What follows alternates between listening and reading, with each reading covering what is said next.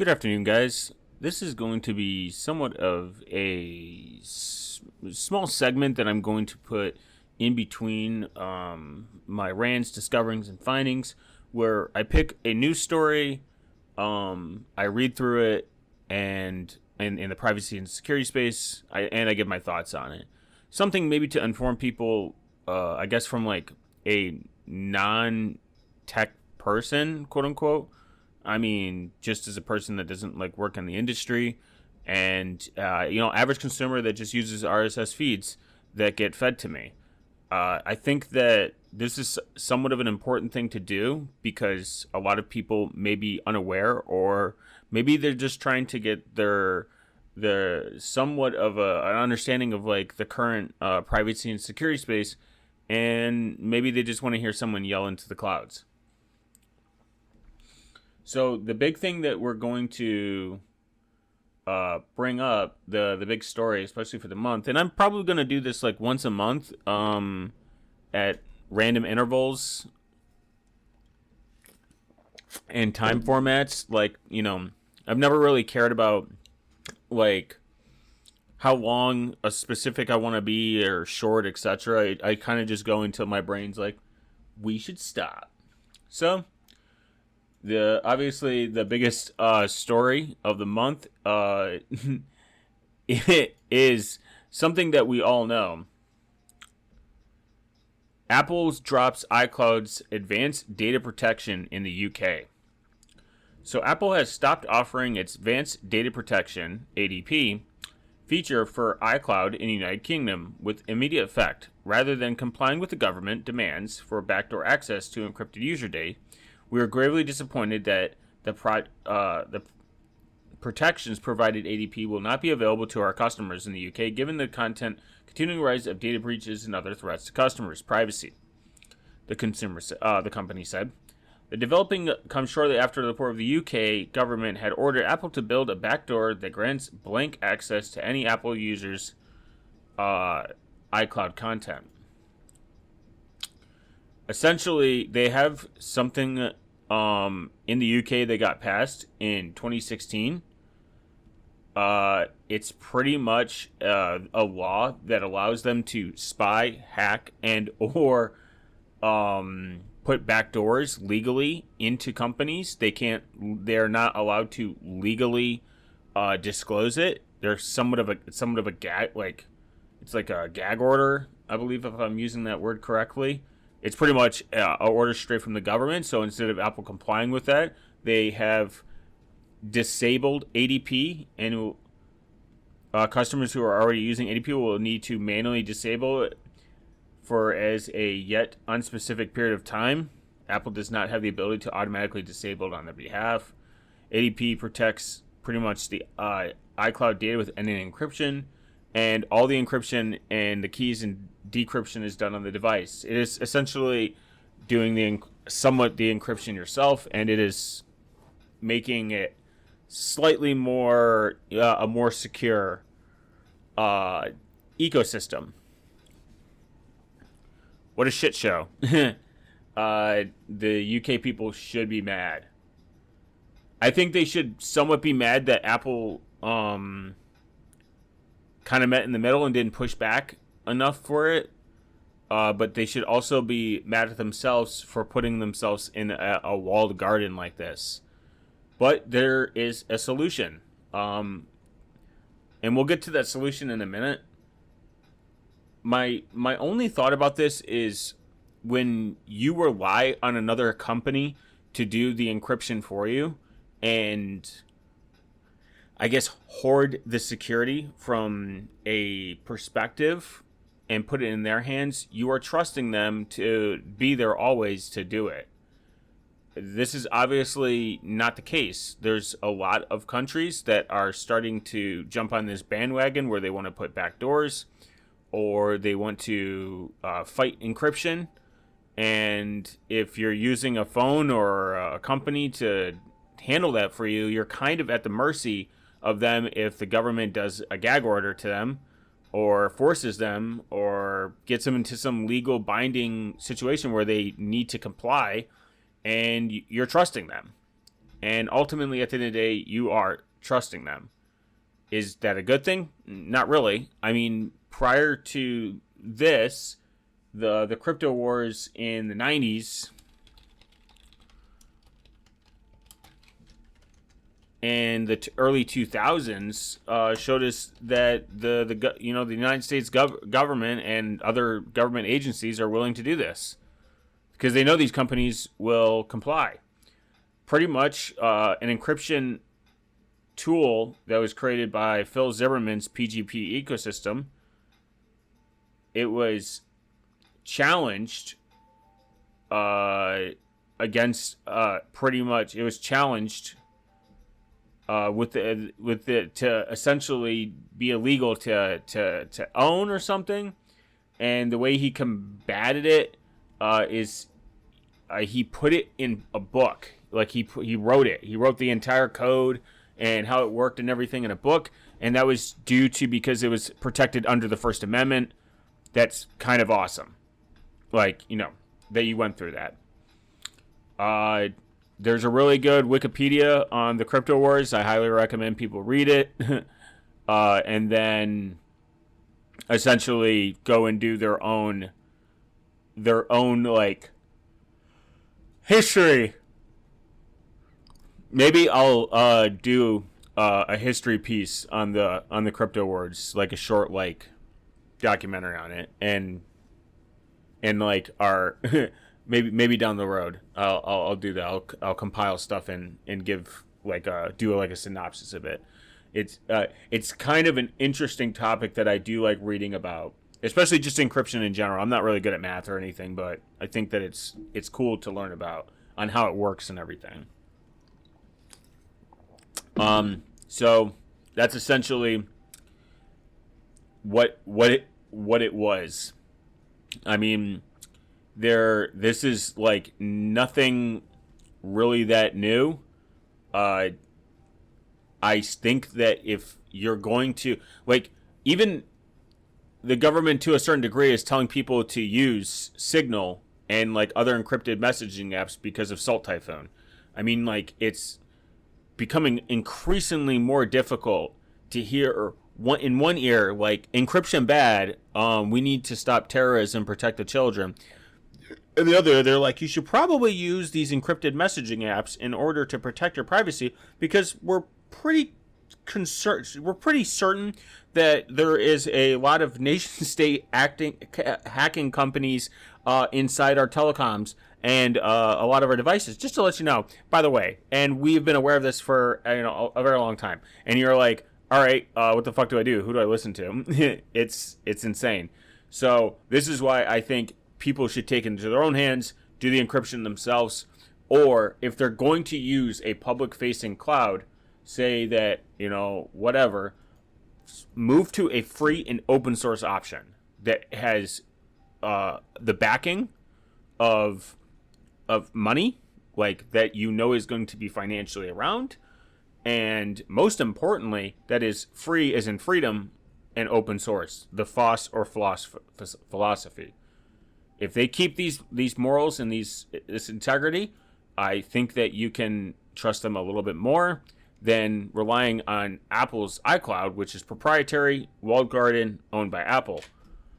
I would look into Phylin. I've heard some good things by them. They have a slew of apps. They're free and open source. Free as in freedom.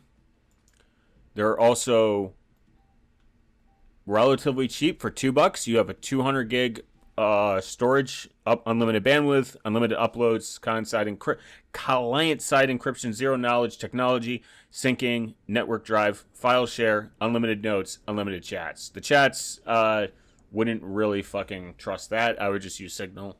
But I like that this company exists. They are free and open source. That is the point. Free is in freedom, open source. They're really, really big on it. That's the point. Continuous syncing setup, local web dev hosting. Host your own encrypted web dev instance locally to access and manage the files. S3 integrated support, network drives. I haven't went through, I don't use this service, but it's just something that you should be made aware of that other companies exist if you want to put your photos somewhere in the cloud. Yes, not, the cloud is really just someone else's computer. We get it. But it's still, people just want the ease of syncing and good backups. No one's doing, I'm talking about just average user. Now, if you are using Apple for your photos and everything, and you have their cloud service still, or Google Drive, or Dropbox, just get Cryptomator. Do yourself a favor, take the encryption in your own hand. Just like encrypting your own emails with PGP, you should encrypt your own photos, your files, your notes, and everything. And if you're going to send it to the cloud, just get Cryptomator. It's free as in freedom, free as in cost. I would recommend doing a lifetime license. It's $20 if you can afford it. If you can afford $20, instead of handing your money to Apple all the time, hand it to a company that supports and embraces a more free and secure internet. That's the point. Now, it is free for read-only mode, but if you wanted a lifetime license, $20. Works with iCloud, Dropbox, Google Drive, OneDrive, pCloud, Box, WebDev, and S3-based cloud storage. Fully integrated into the File app. Unlock vaults with Face ID and Touch. No accounts, no data shared. Respects your privacy. You can also buy anonymously from the Proxy Store with Monero and cash. Very based. If you want a license and you got $20 worth of Monero and you want to contribute to the circular economy, I'd recommend it. The third option, the based option, is switch to an operating system that does not require you to have an account, that takes the encryption in your own hand, that respects your privacy and puts security above all. Graphene OS. That's all you have to do. If you think that your freedom is the most important and you don't want to be locked into a walled garden ecosystem, switch to Graphene OS. That is the simplest way to do it. This is not the only time that Apple has complied or kneeled or became middle of the road with a country. And they're not the only ones. This isn't like fuck Apple or anything. I mean, it kind of is, but it's not like fuck Apple. They're the worst company ever. There's worse companies out there, just if not as bad. The thing is, with Apple, yes, they have good security. We all know this. But the worst of all is that they're proprietary and you're relying on them. And then you're walled into their ecosystem. They make it where it's very inconvenient to leave. And I don't like that. I don't necessarily think that it's right for someone to be so locked in. You have to have an Apple's account. You have to have an account to download apps. To me, that seems a bit extreme. At least with Android, you can sideload, you can use the Crescent Store, you can get everything from GitHub, you can do pure APKs. I mean, you have options, especially decentralized options to a certain degree where you're not reliant just on the Google Play Store in order to function with your phone that you purchased with your money and that you physically own. Apple's kind of like, yeah, we'll sell you the hardware, but you're a bitch. If you're looking for a decentralized storage option, there is a few options out there to help you stay very spread out when it comes to your data. There is BitTorrent. BTFS is a scalable decentralized system reducing storage costs, fault tolerance. That's something. Filecoin is widely known for having one of the largest initial coin offerings. Apparently, Media Safe and Safe Network. It's a small team of building a safe network for an autonomous global network made up of storage nodes. SIA, like Filecoin, SIA uses blockchain to provide decentralized data storage platform that encrypts and distributes the file across global P2P networks. The software uses something called Reed-Solomon and ensures coding to ensure the redundancy and make it possible to recover a file from only 10 of its segments. So the software used open source 3-fish algorithm to encrypt the segments. There's Storage and Tardigrade. It's Storage is pretty much an S3 compatible. There's so many options out there. Just pick them. There's Talos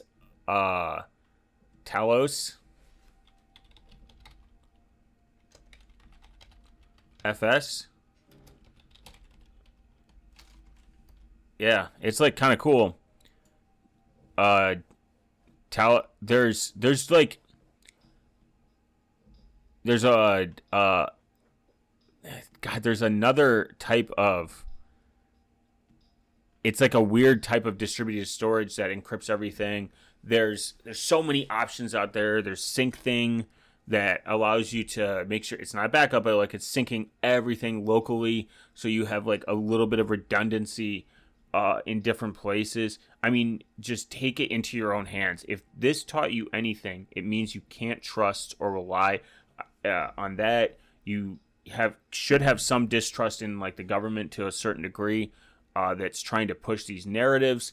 And most importantly, I will harp on this every week, every day, every month, every year of not just self-hosting and encrypting everything yourself. You need to become somewhat digitally. You need to digitally sanitize stuff.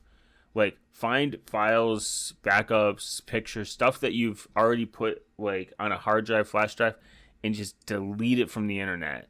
Or maybe you don't need this app, or maybe you don't need these notes accessing to the publicly to the cloud. Like digitally clean stuff where you're like, I don't care if this gets uploaded. It's nothing identifiable. Like, good thing to go through your files and see what you need, what you don't need, just like apps and videos, what you do and what you don't need. Where is it hosted? Where is it stored? It's just stuff like that. It's good I think like you should treat your digital life like spring now. Like every spring, at once a year, just go through and clean up like everything. I think that also solves some of an issue and reliance on like, well, actually I just erased 30 gigs of data. I don't need to put it in the cloud because everything can be stored locally on my phone. Like, that's the part that people don't understand.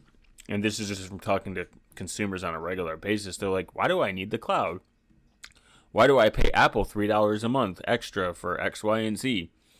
So I think people should be somewhat upset with this because, sorry, people in the UK, that sucks. But it should be a wake-up call and to do the encryption yourself, take the encryption into your own hands, and most importantly, maybe get away from Apple. Maybe find a more free and open source and secure operating system such as Graphene OS. Or if you're going to stick with Apple, I would start doing everything locally. Go out, buy a NAS, and and upload everything yourself. NASs are getting incredibly cheap. They're becoming way more efficient, GUI. Like, everything is so easy and efficient now from when I started. I think you should take it into your own hands. And that's kind of like, end rant. And I will probably do this again, like I said, on a monthly basis where I just find a story that gets under my skin, talk about it instead of like just blind rant and then give my opinion. Fuck the UK for that one. Go download Cryptomator and check out Filen, maybe even Proton Drive, just another encrypted cloud provider. Ente as well. You can self-host it and get into self-hosting. And I'll see you guys on the next one.